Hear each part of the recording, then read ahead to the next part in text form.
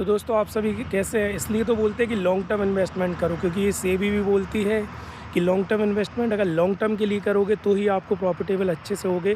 और इसका एक जीता जागता उदाहरण है जिनका आपने नाम सुना होगा, राकेश झुनझुनवाला। इन्हें 2004 में एक गलती कर दी थी अपनी माँ के कहने पे। क्रिसिल्स कंपनी के इनने शेयर्स बेच दिए थे 27 करोड़ रुपए के।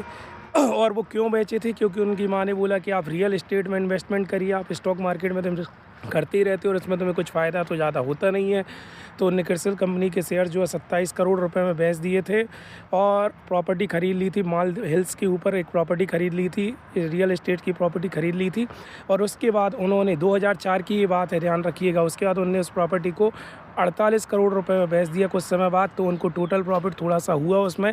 लेकिन अगर यही शेयर उनने रखे होते तो 2014 के अंदर उस शेयर्स का रेट 700 करोड़ रुपए हो चुका था। 700 करोड़ रुपए बन चुके होते उनके, और 50 करोड़ रुपए का डिविडेंड, तो बहुत बड़ा पैसा उनको मिलता। तो आपको इससे क्या समझ आता है?